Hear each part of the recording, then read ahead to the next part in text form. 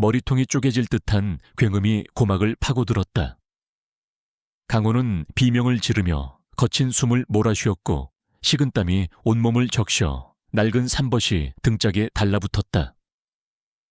그것은 천둥 소리도 아니었고 산사태가 일어나는 소리도 아니었으며 단지 초가집 처마 밑에서 거미가 줄을 치는 소리에 불과했으나 강호의 귀에는 마치 거대한 바위가 굴러떨어지는 듯한 진동으로 다가왔다. 그는 양손으로 귀를 틀어막고 바닥을 뒹굴었지만 소리는 손바닥을 뚫고 뇌수 깊숙한 곳까지 파고들어 윙윙거렸다. 방구석에 놓인 물동이에서 물방울 하나가 수면 위로 떨어지는 소리가 흡사 공성용 대포가 발포되는 소리처럼 들려왔기에 강호는 고통에 몸부림치며 이불을 뒤집었었으나 이불 솜 사이로 스며드는 바람소리조차 날카로운 칼날이 되어 그의 청각을 난도질했다. 이것은 병인가 아니면 저주인가? 칠흑 같은 어둠 속에서 강호는 눈을 번쩍 떴다. 놀랍게도 빛 한 점 들어오지 않는 방. 아니, 대낮처럼 환하게 보였는데 그것은 촛불이나 달빛에 의한 밝음과는 차원이 다른 기이한 시야였다. 흙벽에 붙어있는 아주 미세한 먼지의 흐름이 보였고 문살 틈으로 기어들어오는 개미의 다리털 하나하나가 선명하게 눈에 박혔으며 심지어 자신의 손등을 흐르는 핏줄 속에 검붉은 피가 펄떡이며 움직이는 형상까지 꿰뚫어 볼 수 있었다. 강호는 자신의 눈을 의심하며 손으로 눈두덩을 비벼보았지만 시야는 흐려지기는커녕 더욱더 또렷해져서 벽 너머 마당에 서 있는 감나무의 쇠기 줄기를 타고 오르는 모습까지 감지될 지경이었다. 그는 공포에 질려 뒷걸음질 치다가 문갑에 등을 부딪혔고 그 순간 코끝을 찌르는 비릿한 냄새에 구역질을 했다. 그것은 십리박 숲속에서 멧돼지가 흙을 파헤칠 때 나는 흙내음과 썩은 나무 밑둥에서 피어나는 버섯의 쿰쿰한 향기였다. 도대체 내 몸에 무슨 일이 일어난 것인가? 강호는 덜덜 떨리는 손으로 자신의 가슴을 움켜쥐었다. 심장 박동 소리가 귓께서 북소리처럼 둥둥거렸고 온몸의 근육이 제멋대로 수축과 이완을 반복하며 뜨거운 열기를 뿜어내고 있었다. 이 기이한 현상이 시작된 것은 정확히 사흘 전 그 끔찍하고도 기묘했던 폭설의 밤 이후였다. 기억은 순식간에 시간을 거슬러 올라가 온 세상이 하얗게 얼어붙었던 그날의 산속으로 강호를 끌고 갔다. 그날은 유난히도 눈보라가 거세게 몰아쳐 한 치 앞도 분간할 수 없는 날씨였음에도 불구하고 강호는 땔감을 구하기 위해 무리하게 산을 올랐었다. 가난한 나무꾼에게는 추위보다 당장의 끼니를 때울 곡식을 바꿀 땔감이 더 급했기 때문이었다. 눈 덮인 산길은 미끄럽고 험난하여 몇 번이나 굴러떨어질 뻔했으나 강호는 익숙한 솜씨로 지게를 지고 눈보라를 헤치며 나아갔다. 그때였다. 바람소리 사이로 희미하게 들려오는 짐승의 신음소리가 그의 발걸음을 멈추게 했다. 짐승의 울음소리라기보다는 죽음의 문턱에 선 생명이 마지막으로 내뱉는 처절한 탄식에 가까운 소리였다. 강호는 홀린 듯이 소리가 나는 쪽으로 발걸음을 옮겼고 덤불숲 사이에서 피투성이가 된 채 쓰러져 있는 거대한 늑대 한 마리를 발견했다.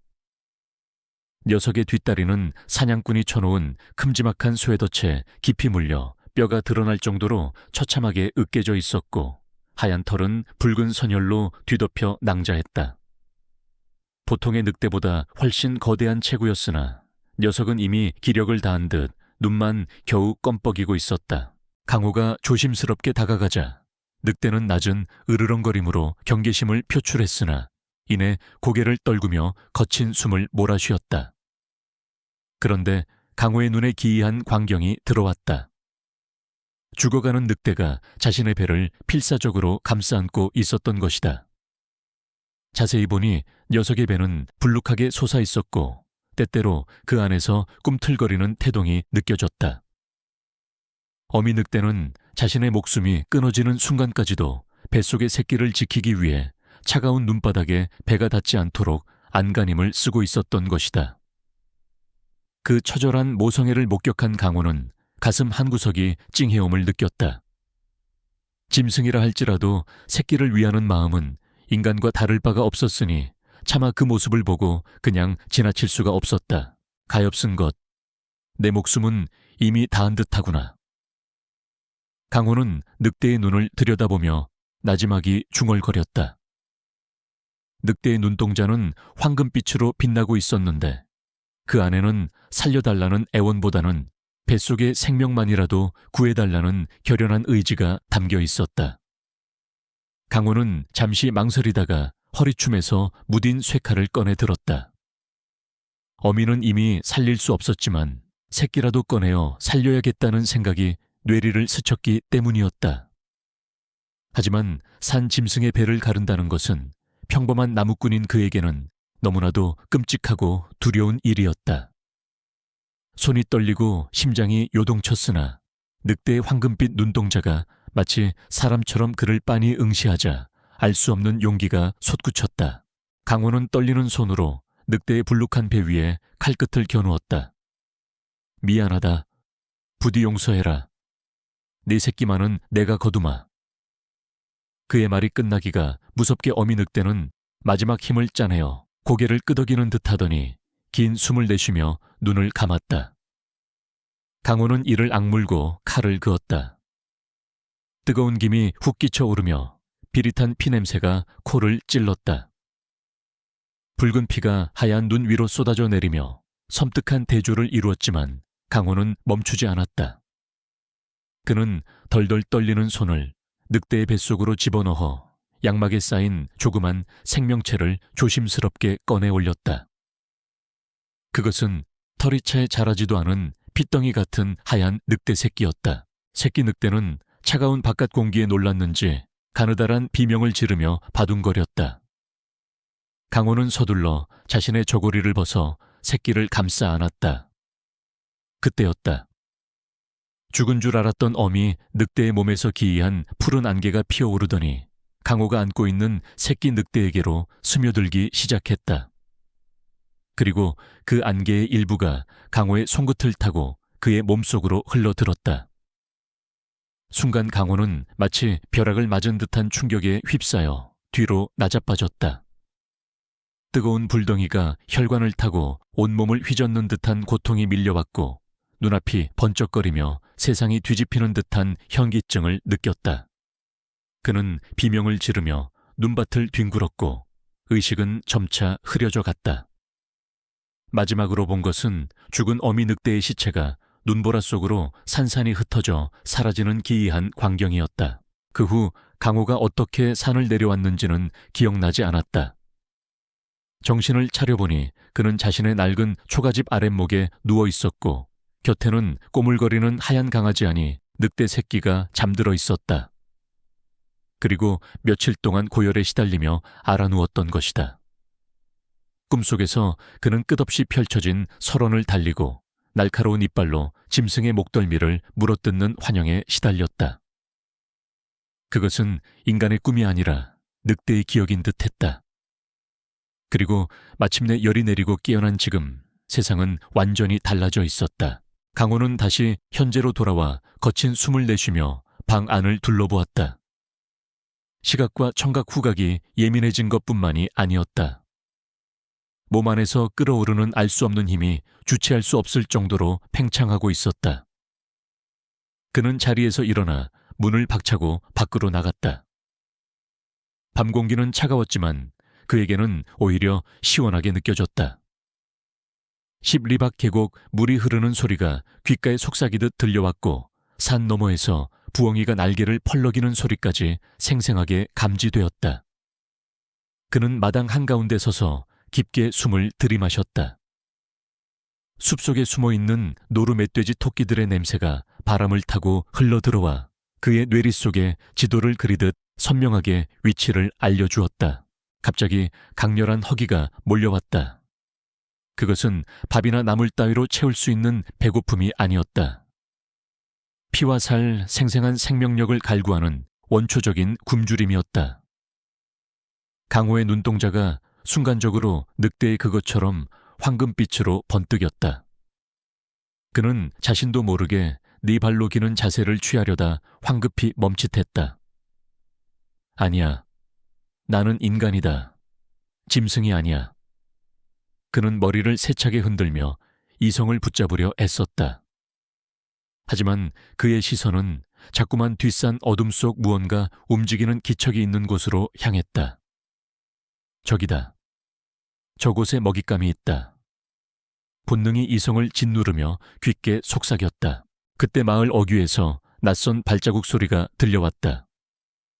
보통 사람이라면 절대 들을 수 없는 거리였지만 강호의 귀에는 마치 바로 옆에서 걷는 것처럼 선명했다. 한두 명이 아니었다. 10수명의 장정들이 무거운 짐을 지고 은밀하게 움직이는 소리, 그리고 쇠붙이가 부딪히는 날카로운 소음, 그리고 그들 사이에서 풍겨오는 역겨운 냄새. 그것은 짐승의 누린내가 아닌 인간의 탐욕과 기만이 뒤섞인 악취였다. 강호는 코를 찡그렸다. 이 깊은 밤중에 누가 무슨 목적으로 마을에 들어온단 말인가. 그는 끓어오르는 야성을 억누르며 소리가 나는 쪽으로 고개를 돌렸다.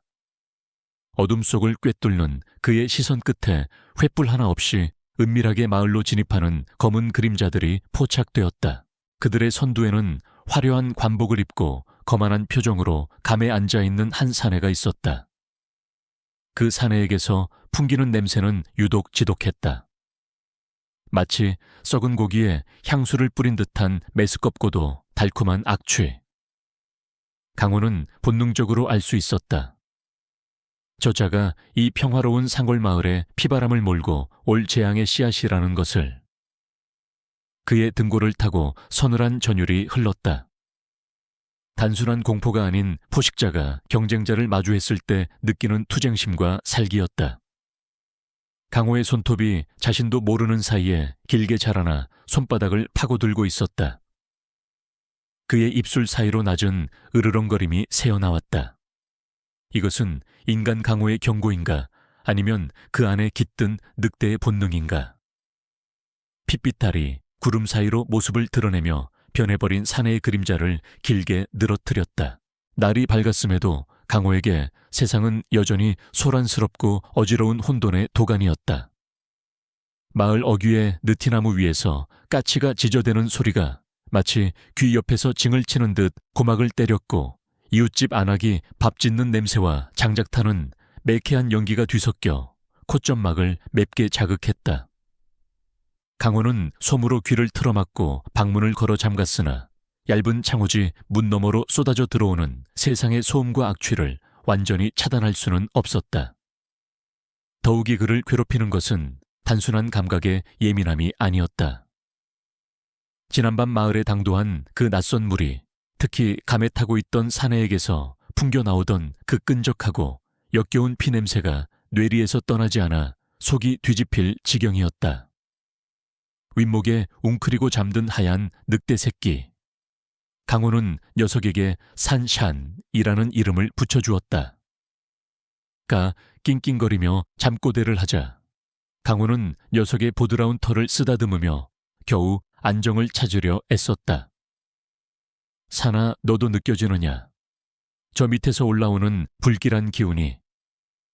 산이는 마치 대답이라도 하듯 눈을 뜨고 문 쪽을 향해 짧게 으르렁거렸다. 그날 오후 마을 공터에는 전례 없는 인파가 몰려들었다. 새로 부임한 형암 조대감이 마을 사람들을 위해 큰 잔치를 베풀고 곡식을 나누어 준다는 소식이 퍼졌기 때문이었다. 흉년이 들어 풀뿌리로 연명하던 마을 사람들에게 이는 가뭄의 단비와도 같은 소식이었다. 강호는 나가고 싶지 않았으나 동네 형님인 칠성이가 문을 두드리며 억지로 끌고 나가는 바람에 어쩔 수 없이 무리 속에 섞이게 되었다. 이 사람아, 넋 나간 사람처럼 굴지 말고 어서 가세. 쌀을 2마리나 준다지 않는가. 칠성의 목소리는 흥분에 들떠 있었으나 강호의 귀에는 그 목소리조차 쇠를 긁는 소음으로 들려 미간을 찌푸렸다.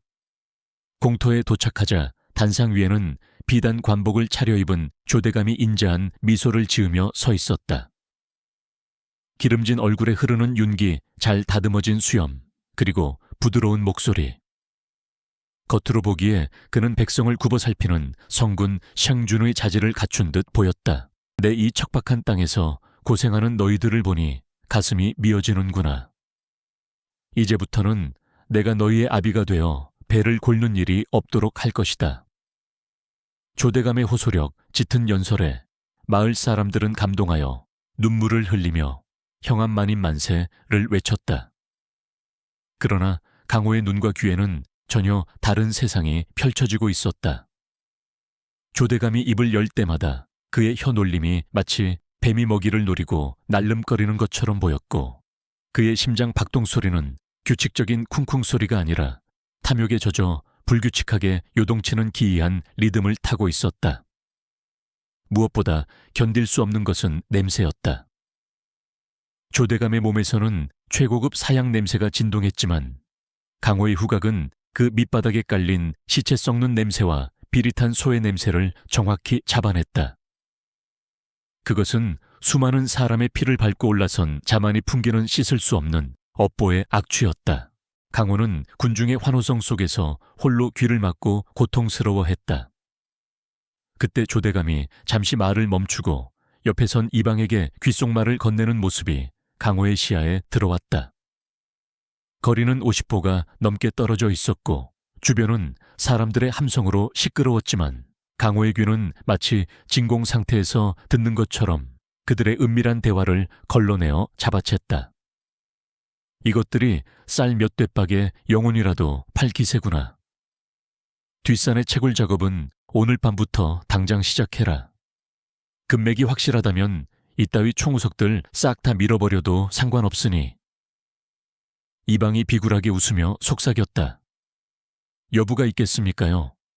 다만 산신을 모시는 당산나무가 있어 인부들이 겁을 먹고 있습죠. 조대감의 눈빛이 순간 싸늘하게 변하며 입꼬리가 뒤틀렸다.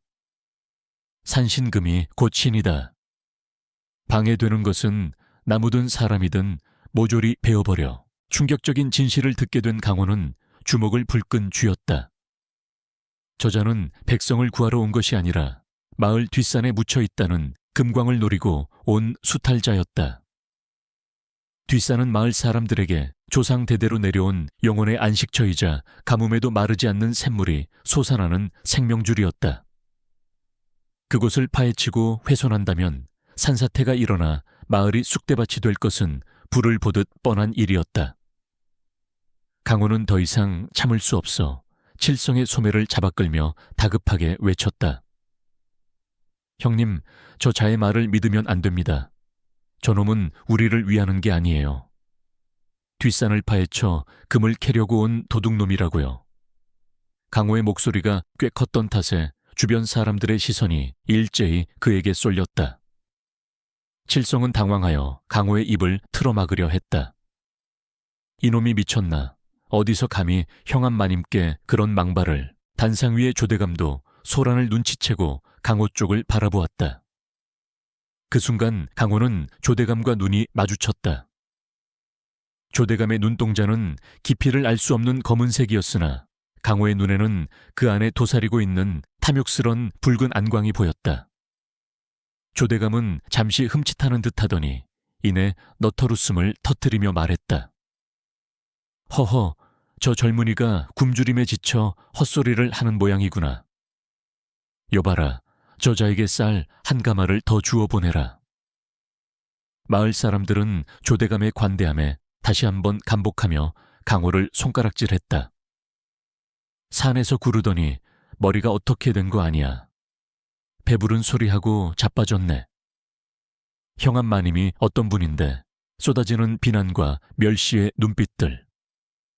강호는 가슴이 답답하여 터질 것만 같았다. 진실을 말해도 아무도 들어주지 않는 현실 짐승보다 못한 탐욕을 가진 인간들에 대한 구역질. 그는 사람들의 경멸 어린 시선을 뒤로 한 채 도망치듯 공터를 빠져나왔다. 집으로 돌아온 강호는 방문을 걸어 잠그고 거친 숨을 몰아쉬었다. 분노가 치밀어 오를수록 몸 안의 야성이 꿈틀거렸다. 손톱이 자라나 문지방을 긁어대었고 송곳니가 잇몸을 뚫고 나올 듯 욱신거렸다. 윗목에 있던 산이가 다가와 강호의 손을 핥았다. 까칠한 혀의 감촉에 강호는 겨우 이성을 되찾았다. 그래, 내 말이 맞다. 내가 참아야지. 하지만 밤이 깊어질수록 산 쪽에서 들려오는 소리는 강호의 신경을 긁어댔다. 쿵쿵쿵. 땅을 파고 바위를 깨부수는 소리나무가 비명을 지르며 쓰러지는 소리, 숲속의 짐승들이 공포에 질려 달아나는 발자국 소리. 그 모든 소리가 강호의 뇌리에 생생하게 박혔다. 특히 당산나무 근처에서 들려오는 쇠망치 소리는 마치 자신의 뼈를 때리는 듯한 고통을 주었다. 강호는 결국 자리를 박차고 일어났다. 이대로 있다가는 미쳐버릴 것만 같았다. 그는 나탄 자루를 허리춤에 차고 어둠이 깔린 뒷산으로 향했다. 인간의 눈으로는 한 치 앞도 볼 수 없는 칠흑 같은 밤이었지만 강호의 시야는 녹색으로 빛나며 숲의 모든 것을 훤히 비추고 있었다. 나무 뿌리에 얽힌 바위, 틈새에 있기 나무십 뒤에 숨은 곤충들까지. 그는 소리 없이 숲길을 내달렸다. 그의 움직임은 인간의 달리기라기보다는 짐승의 도약에 가까웠다. 나뭇가지를 밟아도 소리가 나지 않았고 가파른 바위벽도 단숨에 뛰어올랐다. 몸이 가벼워질수록 정신은 맑아졌고 인간으로서의 고뇌는 사라지고 오직 목표를 향한 본능만이 남았다. 채굴 현장에 도착한 강호는 나무 뒤에 몸을 숨기고 상황을 살폈다. 횃불을 든 수십 명의 인부들이 산허리를 파헤치고 있었고 곳곳에는 화약 상자가 쌓여 있었다. 그리고 그 한가운데에 이방과 관군들이 서서 작업을 독려하고 있었다. 동트기 전까지 입구를 확보해야 한다. 게으름 피우는 놈은 곤장을 칠 테다. 이방의 고함 소리에 인부들은 피곤에 지친 몸을 이끌고 곡괭이질을 해댔다. 숲은 처참하게 망가져 있었다. 수백 년 된 소나무들이 뿌리째 뽑혀 나뒹굴고 흙탕물이 계곡을 붉게 물들이고 있었다. 강호의 입에서 으르렁거리는 소리가 새어나왔다. 이것은 단순한 자연훼손이 아니었다. 어머니의 살을 찢고 뼈를 깎아내는 폐륜이었다. 그때 인부 하나가 실수로 화약 상자를 건드려 넘어뜨렸다. 이런 멍청한 놈 관군 하나가 채찍을 들어 인부를 내리치려 했다. 그 순간 강호의 이성이 끊어졌다.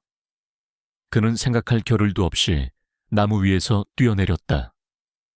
공중을 가르는 그의 몸짓은 날렵한 늑대의 습격 그 자체였다. 강호는 광운의 손목을 낚아채 비틀었다. 으악, 비명과 함께 채찍이 바닥으로 떨어졌다. 갑작스러운 습격에 현장은 순식간에 아수라장이 되었다. 횃불이 넘어져 불꽃이 튀었고 인부들은 혼비백산하여 흩어졌다. 누누구냐 산짐승이냐. 이방이 칼을 뽑아들고 소리쳤다. 횃불에 흔들리는 불빛 아래 드러난 강호의 모습은 기괴했다. 헝클어진 머리카락 사이로 번뜩이는 황금빛 눈동자 인간이라기엔 너무나 길어진 손톱 그리고 입가에 맺힌 거품. 강호는 낯을 쥔 채 낮게 깔린 목소리로 경고했다. 당장 이 산에서 꺼져라. 더 이상 산을 아프게 하면 내 가만두지 않겠다. 그의 목소리는 짐승의 포효가 섞인 듯 울림이 컸다. 광운들은 공포에 질려 뒷걸음질 쳤지만 이방은 사태를 파악하고 비릿한 웃음을 지었다. 호, 낮에 봤던 그 미치광이 나무꾼 놈이구나. 제 발로 죽으러 오다니. 여봐라, 저 놈을 잡아라. 형암 마님께서 방해꾼은 죽여도 좋다고 하셨다. 10여 명의 광운들이 창을 겨누며 강호를 포위해왔다. 강호는 둘러싼 적들을 노려보았다. 등 뒤에서는 차가운 밤바람이 불어와 그의 땀을 식혀주었고 멀리서 산이의 하울링 소리가 들려왔다. 아우. 그 소리는 마치 강호에게 혼자가 아님을 알려주는 듯했다. 강호는 자세를 낮췄다. 허벅지 근육이 팽팽하게 당겨졌다. 예전에 나약한 나무꾼 강호는 이제 없었다. 눈앞의 칼날이 느리게 보였고 적들의 숨소리에서 다음 동작이 읽혔다. 그는 인간의 법도가 아닌 숲의 법칙으로 그들을 심판하기로 마음먹었다. 그러나 그는 아직 몰랐다. 이것이 바로 조대감이 파놓은 더 거대하고 교활한 함정의 시작이라는 것을. 어둠 속에서 누군가가 이 모든 광경을 지켜보며 회심의 미소를 짓고 있었다. 창끝이 강호의 미간을 향해 날아들었다. 보통의 인간이라면 눈조차 깜빡이지 못할 찰나의 순간이었으나 강호의 시간은 엿가락처럼 느리게 늘어지고 있었다. 창날이 공기를 가르며 일으키는 미세한 파동 창대를 쥔 관군의 소나기 힘줄이 팽팽하게 솟아오르는 소리, 그리고 그 뒤에서 비릿한 웃음을 흘리고 있는 이방의 거친 호흡까지 모든 것이 한 폭의 그림처럼 정지된 듯 선명하게 다가왔다. 강호는 본능적으로 몸을 비틀었다. 깨십 한 장 차이로 창날이 그의 뺨을 스치고 지나갔다. 서늘한 쇠의 냉기가 피부에 닿는 순간 강호의 내면에서 억눌려 있던 야성이 폭발했다. 그는 창대를 맨손으로 낚아채어 짐승 같은 괴력으로 부러뜨렸다. 뚝 하는 둔탁한 파열음이 밤 공기를 찢었고 관군은 중심을 잃고 앞으로 고꾸라졌다. 이 이놈이 당황한 관군들이 일제히 달려들었으나 강호는 이미 그 자리에 없었다. 그는 바위를 딛고 허공으로 솟구쳐 올랐다. 인간의 도약이라기에는 너무나 높고 가벼웠다. 마치 바람을 타고 논이는 솔개처럼 그는 순식간에 포위망을 뚫고 나무 위로 착지했다. 나뭇가지가 그의 무게에 휘어지지도 않을 만큼 날렵한 몸놀림이었다. 내려다보는 강호의 황금빛 눈동자가 어둠 속에서 형형하게 빛나자 관군들은 공포에 질려 뒷걸음질 쳤다. 그것은 사냥감이 포식자를 마주했을 때 느끼는 원초적인 두려움이었다. 이방이 바들바들 떨며 소리쳤다. 뭘 하고 있느냐, 활을 쏴라. 저 괴물을 맞춰. 화살이 빗발치듯 날아왔지만 강호는 숲의 어둠 속으로 미끄러지듯 사라졌다. 화살촉이 나무 기둥에 박히는 소리만이 허무하게 메아리칠 뿐이었다. 산을 타고 도주하는 강호의 숨소리는 거칠었다. 육체적인 피로 때문이 아니었다. 방금 전 관군의 목덜미를 물어뜯고 싶었던 강렬한 충동과 싸워야 했기 때문이었다. 피 냄새를 맡는 순간 뱃속 깊은 곳에서 끓어오르는 살인은 달콤하고도 치명적이었다. 안 된다. 살인을 하면 정말로 짐승이 되는 것이다. 강호는 정신을 다잡으며 차가운 계곡물에 머리를 쳐박았다. 얼음장 같은 물이 열기를 식혀주자 비로소 이성이 돌아왔다. 그는 젖은 머리카락을 쓸어 넘기며 자신이 처한 상황을 냉정하게 되짚어 보았다. 이제 그는 쫓기는 신세가 되었다. 마을로 돌아갈 수도 누명을 벗을 수도 없는 처지였다. 하지만 도망칠 수도 없었다. 산속 깊은 곳 자신의 오두막에는 아직 젖도 떼지 못한 산이가 홀로 남아있었다. 강호는 바람의 방향을 읽으며 은밀하게 자신의 오두막으로 접근했다. 그러나 오두막 근처에 다다랐을 때 그는 걸음을 멈출 수밖에 없었다. 이미 집은 횃불을 든 관군들에게 포위되어 있었고 마당에는 칠성 형님이 무릎을 꿇린 채 이방에게 매질을 당하고 있었다. 말해라, 그 요물이 어디로 숨었느냐. 평소에 형 동생하며 지냈다지. 칠성은 입안이 터져 피를 토하면서도 고개를 저었다. 뭐 모릅니다. 강호는 그런 아이가 아닙니다. 착한 놈입니다. 그 모습을 지켜보는 강호의 주먹이 부들부들 떨렸다. 당장이라도 뛰쳐나가 저들을 찢어발기고 싶었으나 그랬다가는 칠성 형님마저 위험해질 것이 뻔했다. 그때였다. 무너진 부엌 아궁이 틈새에서 조그만 하얀 털뭉치가 튀어나왔다. 산이었다.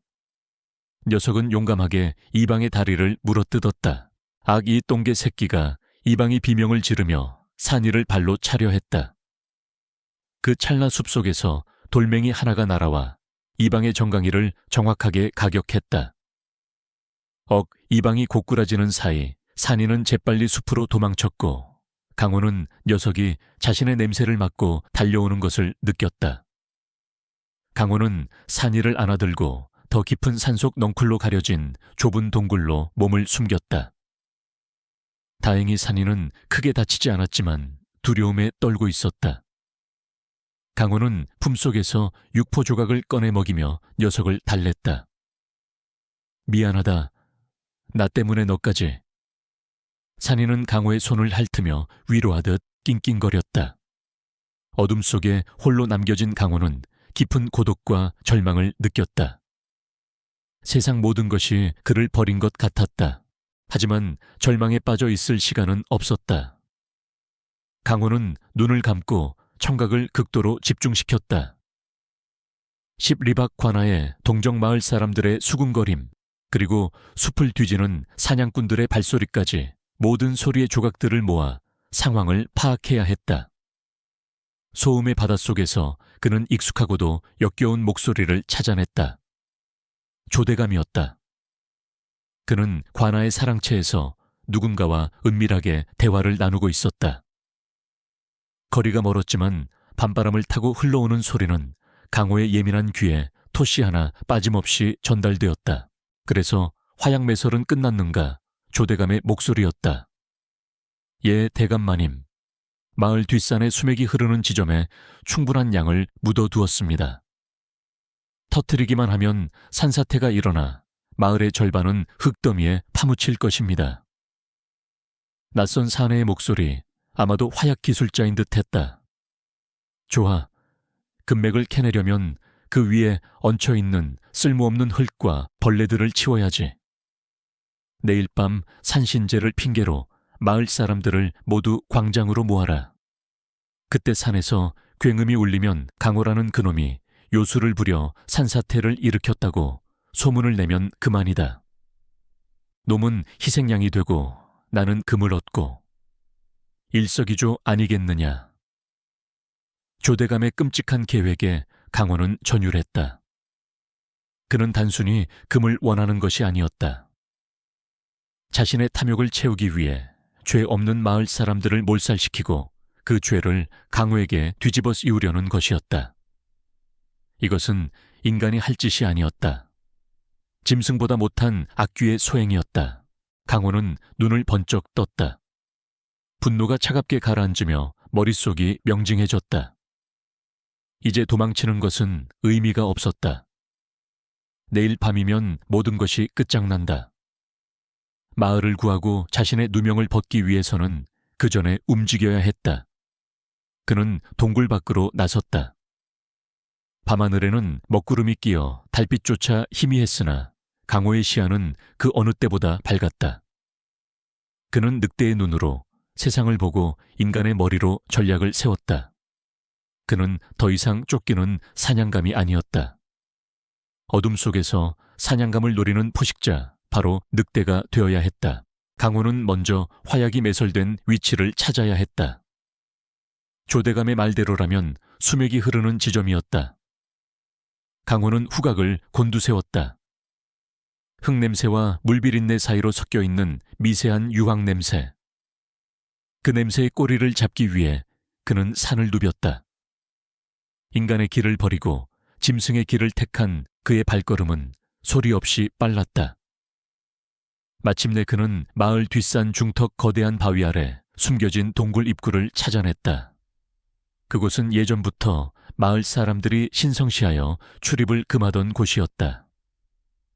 입구에는 지프로 짠 금줄이 끊어진 채 나뒹굴고 있었고 안쪽에서는 짙은 화약 냄새가 진동했다. 강호가 조심스럽게 안으로 들어가려는데 인기척이 느껴졌다.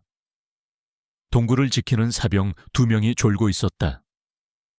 강호는 바닥에 떨어진 돌멩이를 집어 반대편 덤불로 던졌다. 탁 소리에 놀란 사병들이 고개를 돌리는 순간 강호는 그림자처럼 그들의 등 뒤로 접근했다. 소리도 내지 못하고 사병들은 기절해 쓰러졌다. 강호는 동굴 안으로 들어갔다.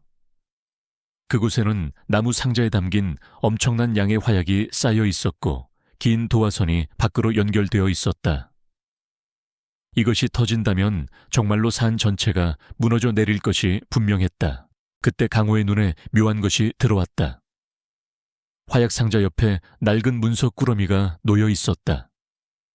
아마도 조대감의 하수인이 잠시 두고 간 듯했다. 강호는 문서를 펼쳐보았다. 글을 많이 배우지는 못했으나 띄엄띄엄 읽을 수는 있었다. 그것은 한양의 고관대작들에게 보내는 뇌물 장부와 이산의 금광채굴권을 독점하기 위해 전임 형함을 독살했다는 내용이 적힌 비밀 서신이었다. 이것이다. 이것만 있으면 강호의 손이 떨렸다. 이것은 조대감의 목을 칠 수 있는 결정적인 증거였다. 하지만 기쁨도 잠시 밖에서 횃불의 불빛이 일렁이며 웅성거리는 소리가 들려왔다. 야, 교대할 시간이다. 자고 있는 거 아니지? 다른 사병들이 올라오고 있었다. 입구는 하나뿐. 갇힌 셈이었다. 강호는 문서를 품속 깊이 찔러 넣었다. 정면 돌파를 해야만 했다. 그는 바닥에 있는 숯가루를 얼굴에 문대어 위장하고 쓰러진 사병의 칼을 집어들었다. 그러나 그는 칼날을 쥔 것이 아니었다. 칼자루를 거꾸로 잡았다. 사람을 베지 않겠다는 마지막 남은 인간으로서의 자존심이었다. 누구냐 동굴로 들어오던 사병들이 검은 형체를 보고 소리쳤다. 강호는 대답 대신 짐승의 포효를 내질렀다. 크앙, 좁은 동굴 안에서 울려 퍼진 그 소리는 천둥처럼 고막을 때렸고 사병들은 공포에 질려 주저앉았다. 그 틈을 타 강호는 바람처럼 그들 사이를 뚫고 밖으로 뛰쳐나갔다. 잡아라 저놈이 증거를 가지고 있다. 뒤늦게 상황을 파악한 우두머리가 고함을 질렀다. 산 중턱에서부터 요란한 추격전이 시작되었다. 징소리가 울려 퍼지고 횃불이 뱀처럼 산길을 따라 이어졌다. 강호는 가쁜 숨을 몰아쉬며 절벽 끝으로 달렸다. 앞은 청일 낭떠러지, 뒤는 수십 명의 추격대. 더 이상 물러설 곳은 없었다. 그는 품속의 문서를 다시 한번 확인했다. 이것을 지켜야 한다. 그리고 마을 사람들을 살려야 한다. 강호는 아래를 내려다보았다. 까마득한 어둠 아래로 급류가 흐르는 소리가 들렸다. 일반인이라면 뼈도 못 추릴 높이였지만 지금의 그는 달랐다. 그는 늑대였다. 강호는 뒤따라온 추격대를 향해 씩 웃어 보였다. 그의 하얀 이빨이 달빛에 섬뜩하게 빛났다. 그리고 망설임 없이 허공으로 몸을 던졌다. 미친놈. 추격대원들이 입을 다물지 못하고 절벽 아래를 내려다보았지만 보이는 것은 칠흑 같은 어둠과 들리는 것은 세찬 물소리뿐이었다. 강호의 몸은 어둠 속으로 빨려 들어갔지만 그의 눈은 그 어느 때보다 밝게 빛나고 있었다. 이제 방역의 시간이 다가오고 있었다. 내일 밤 핏빛 산신제에서 모든 진실이 밝혀지리라. 차가운 강물이 그의 몸을 감쌌지만 그의 가슴 속에 타오르는 복수의 불길은 꺼지지 않았다. 칠흑 같은 어둠이 내려앉은 마을 공터에는 수백 개의 횃불이 일렁이며 기이하고도 음산한 그림자를 만들어내고 있었다. 마을 사람들은 영문도 모른 채 관군의 창칼에 떠밀려 광장으로 모여들었고 그들의 얼굴에는 공포와 불안이 역력하게 서려 있었다. 단상 위에는 거대한 제사상이 차려져 있었으나 그 위에 올라온 것은 신성한 제물이 아니라 피가 뚝뚝 떨어지는 멧돼지의 머리와 붉은 부적들이었다. 조대감은 짐짓 비통한 표정을 지으며 제단 앞에 서서 하늘을 향해 두 팔을 벌렸다. 오, 노여워 마옵소서. 산신이여, 부덕한 인간 하나가 산을 더럽히고 금기를 어겨 신령님의 진노를 샀나이다. 내 오늘 그 죄인을 대신하여 죄를 올리오니 부디 재앙을 거두어 주시옵소서. 그의 목소리는 쩌렁쩌렁하게 울려 퍼졌으나 강호가 아닌 다른 이들의 귀에는 그저 자비로운 형함의 호소로 들릴 뿐이었다. 하지만 그 시각 조대감의 심장은 탐욕과 기대감으로 미친 듯이 뜀박질하고 있었다. 그의 귓게는 멀리 뒷산 중턱 화약구 앞에서 대기 중인 신복들이 보내는 신호, 즉 부엉이 울음소리를 흉내낸 휘파람 소리가 들려왔기 때문이었다. 이제 곧 거대한 폭발음과 함께 산이 무너져 내릴 것이고 눈엣가시 같은 마을 사람들과 증거들은 영원히 흙더미 속에 묻힐 터였다. 사람들은 조대감의 연기에 속아 웅성거리며 동요하기 시작했다. 역시 강호 그놈이 문제였어. 그놈이 미쳐서 산신을 노하게 한 거야. 형암 마님께서 우리를 살리려고 저렇게 애쓰시는구나. 어리석은 군중의 공포는 맹목적인 분노로 변하기 쉬운 법이었다. 조대감은 그 분위기를 놓치지 않고 더욱 목소리를 높였다. 들으라. 지금 이 순간에도 저 산속 어딘가에 숨어있는 흉악한 요물 강호가 너희들의 목숨을 노리고 있다. 놈은 이미 인간이 아니다. 늑대의 저주를 받은 악귀다. 내 오늘 밤 놈을 처단하고 이 마을에 평화를 가져올 것이다. 그가 말을 마치며 손을 들어 올리자 잠복해 있던 궁수들이 일제히 숲을 향해 활시위를 당겼다. 그것은 산을 향한 공격 신호이자 동시에 화약 심지에 불을 붙이라는 은밀한 명령이었다. 조대감의 입가에 비릿한 미소가 번지는 찰나산 전체를 뒤흔드는 짐승의 포효가 밤 공기를 찢어발겼다. 아우! 그 소리는 한 마리의 울음이 아니었다. 수십 아니 수백 마리의 늑대들이 동시에 내지르는 합창과도 같았으며 땅을 울리고 사람들의 뼛속까지 파고드는 전율이었다. 마을 사람들은 비명을 지르며 주저앉았고 조대감의 말들도 놀라 뒷발질을 쳤다. 그 순간 횃불의 불빛이 닿지 않는 어둠 속에서 푸른 안광들이 하나둘씩 켜지기 시작했다. 마치 밤하늘의 별들이 지상으로 내려온 듯 수많은 황금빛 눈동자들이 공터를 포위해 오고 있었다. 그리고 그 중심 가장 높고 험준한 바위 위에 한 사내가 서 있었다.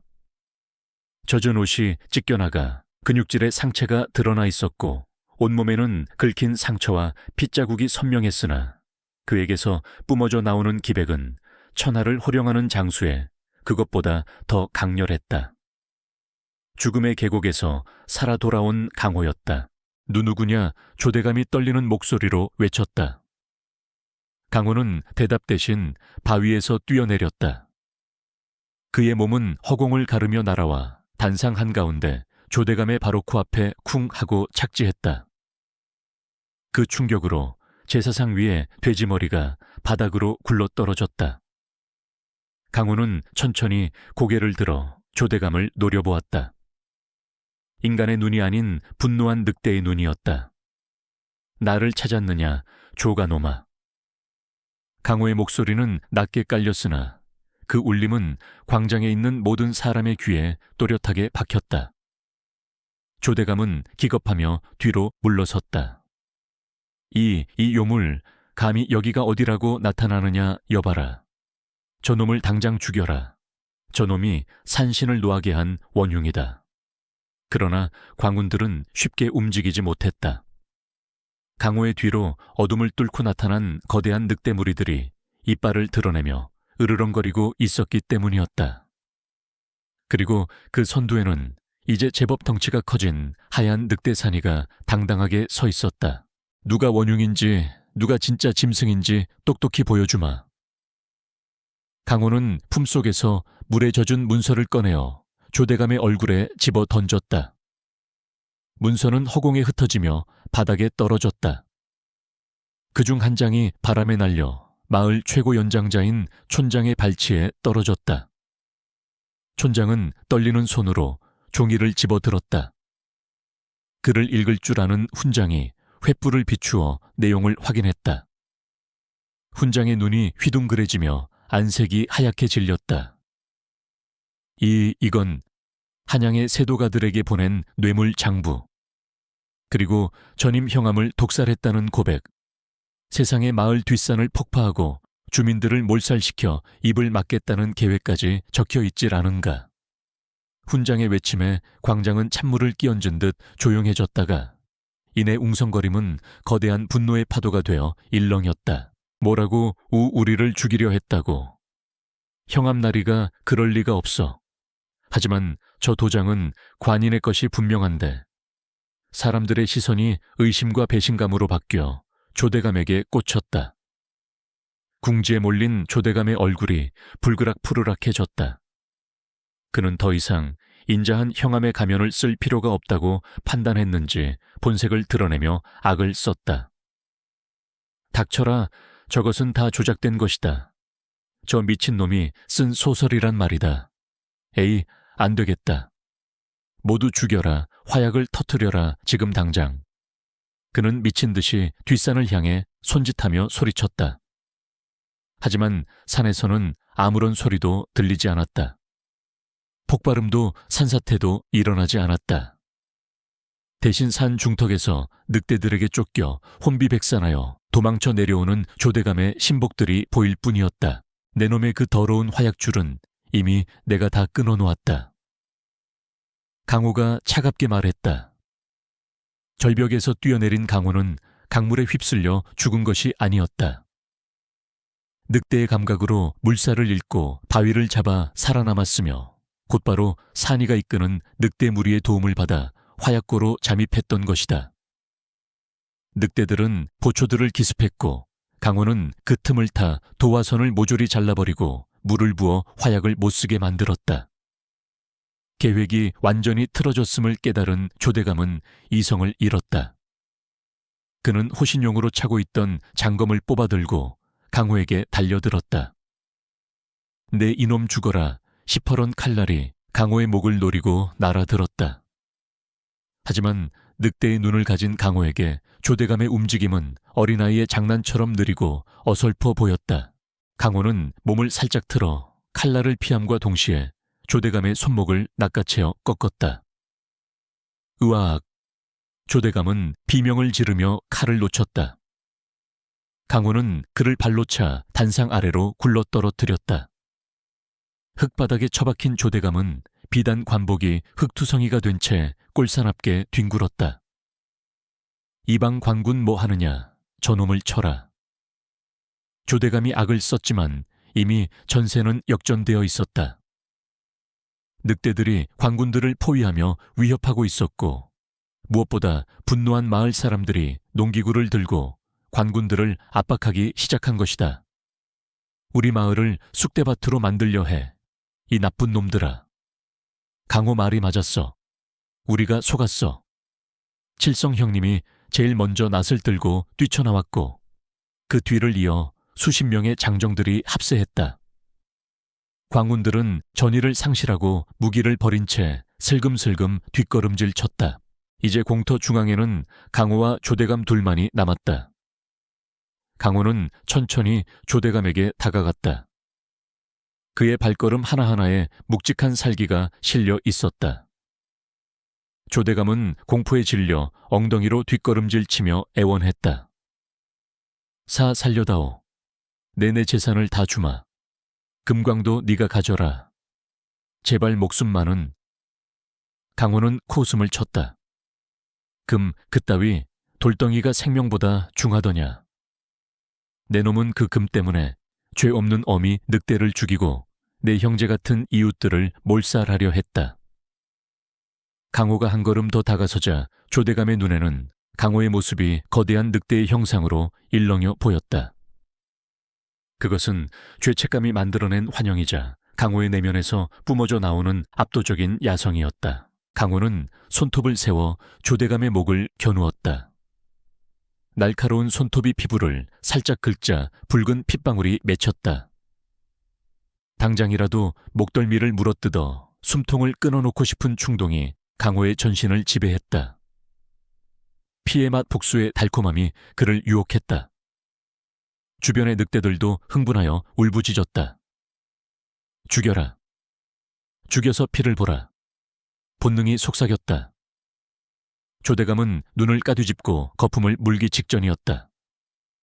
하지만 그 순간 산이가 다가와 강호의 바짓단을 물고 늘어졌다. 맑은 눈망울로 강호를 올려다보는 산이의 눈빛은 마치 당신은 저들과 다릅니다. 라고 말하는 듯했다. 그 눈빛의 강호는 퍼뜩 정신을 차렸다. 죽은 어미 늑대가 마지막으로 보여주었던 생명을 향한 숭고한 눈빛이 떠올랐기 때문이다. 강호는 거친 숨을 몰아쉬며 손을 거두었다. 그리고 바들바들 떨고 있는 조대감을 내려다보며 차갑게 일갈했다. 내 손에 네 더러운 피를 묻히지 않겠다. 너를 심판하는 것은 내가 아니다. 바로 네가 짓밟으려 했던 이 땅의 법과 사람들이다.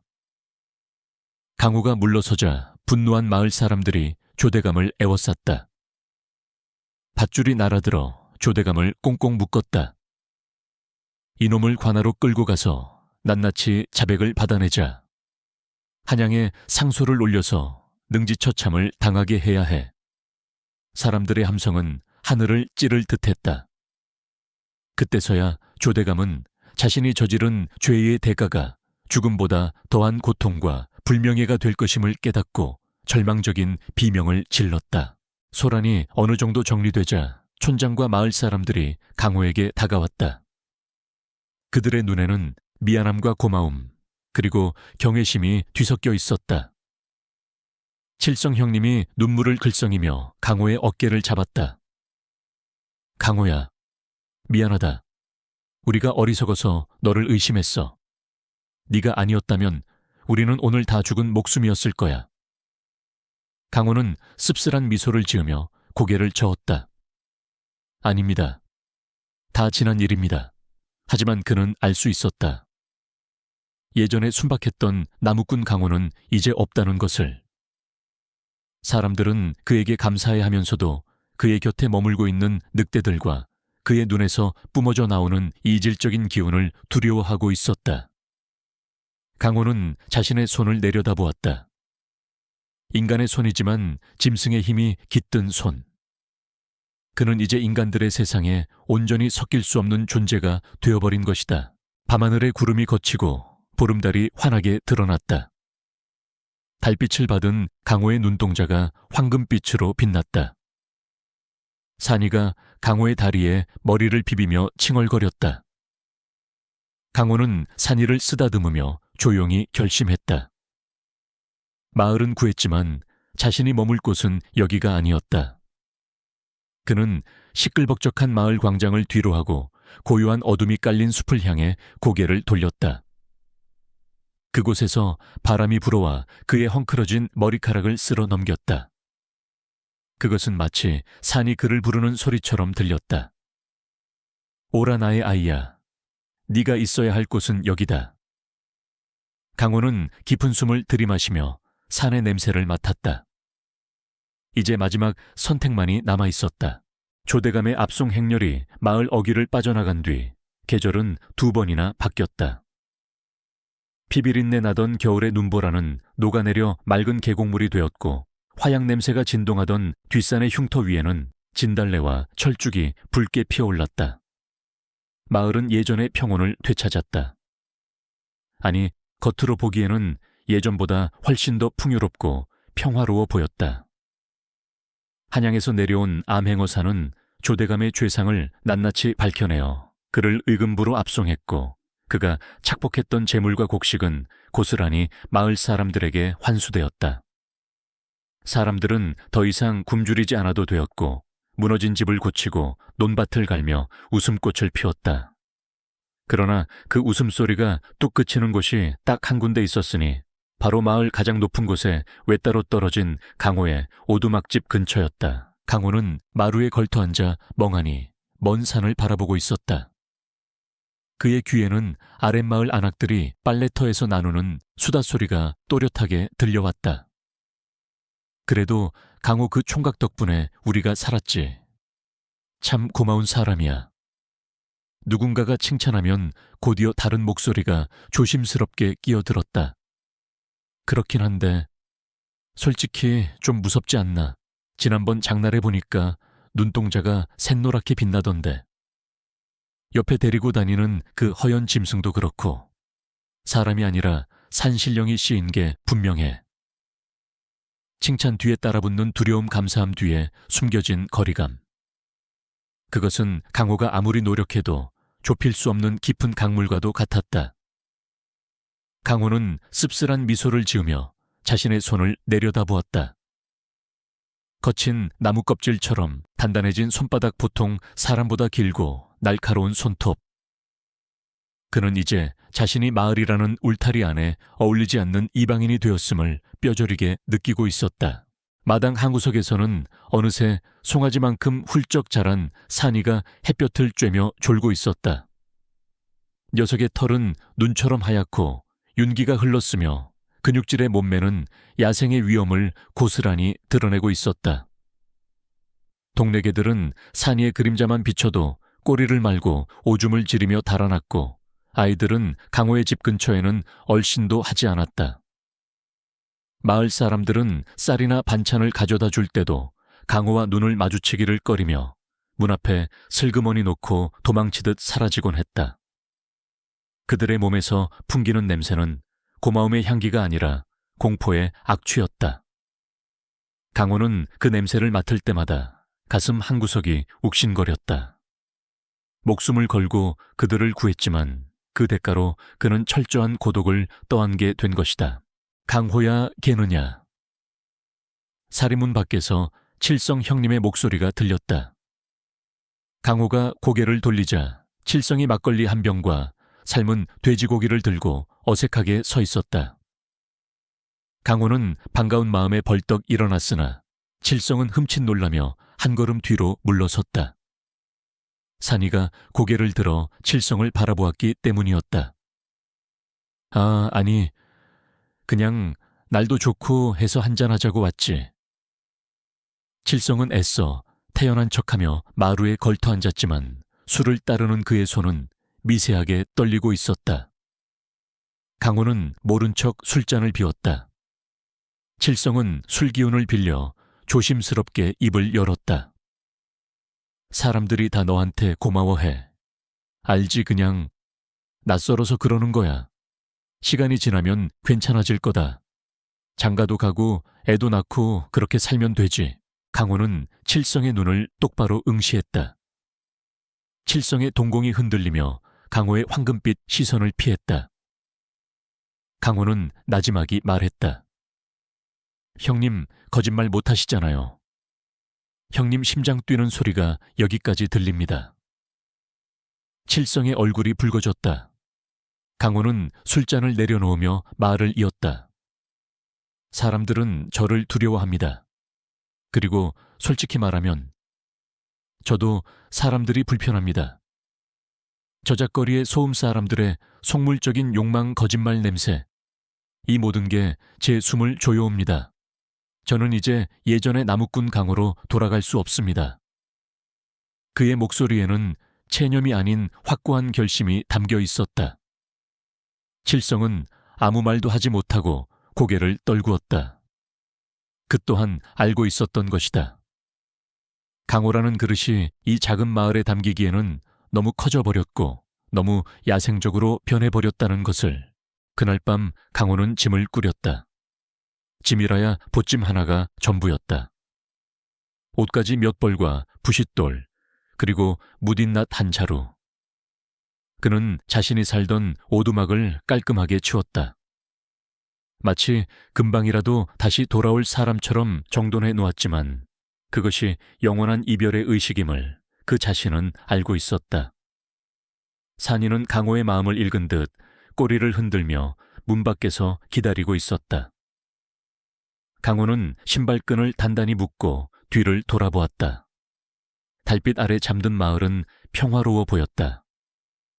초가지붕들 사이로 피어오르는 엷은 연기개 짖는 소리, 멀리서 들려오는 다듬이질 소리. 그 모든 것이 아련하게 느껴졌지만 더 이상 그리움의 대상은 아니었다. 잘 있거라 속세여, 부디 평안하기를. 강호는 마음속으로 작별 인사를 건네고 산이를 향해 고개를 끄덕였다. 가자, 산아. 우리의 집으로. 그들은 마을 뒷산으로 난 오솔길을 따라 걸음을 옮겼다. 예전에는 숨이 턱까지 차오르던 가파른 고갯길이었으나 지금의 강호에게는 평지나 다름없었다. 그는 바람처럼 소리 없이 그리고 짐승처럼 날렵하게 산을 탔다. 산이 점점 깊어질수록 공기는 차가워졌고 인간의 흔적은 희미해졌다. 대신 짙은 흙내음과 송진 향기 그리고 야생의 생명력이 진동했다. 강호는 폐부 깊숙이 그 공기를 들이마셨다. 비로소 숨통이 트이는 것 같았다. 몸 안의 세포 하나하나가 깨어나 환호성을 지르는 듯했다.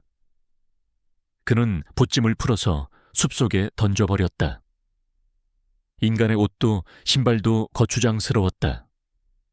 그는 맨발로 흙을 밟고 거친 나무 껍질의 감촉을 온몸으로 느꼈다. 산 정상을 넘어 사람이 발길이 닿지 않는 원시림에 도달했을 때 어둠 속에서 수많은 안광이 번뜩였다. 그날 밤 조대감을 몰아내고 강호를 도왔던 늑대무리였다. 그들은 경계심 없이 다가와 산이와 코를 맞대고 인사를 나누었고 강호에게도 머리를 조아리며 복종의 예를 표했다. 강호는 그들의 우두머리 칠흑같이 검은 털을 가진 늑대와 눈을 맞췄다. 검은 늑대는 강호의 기운을 인정한다는 듯 길게 하울링을 했고 그 소리에 맞춰 숲속의 모든 늑대들이 화답했다. 아우. 장엄한 울음소리가 밤하늘을 수놓은 은하수까지 닿을 듯 메아리 쳤다. 강호 역시 가슴 깊은 곳에서 끓어오르는 뜨거운 무언가를 토해내듯 하늘을 향해 포효했다. 그것은 인간의 언어가 아닌 영혼의 외침이었다. 이제 그는 늑대의 눈을 가진 사내가 아니라 늑대들의 형제이자 산의 일부가 된 것이다.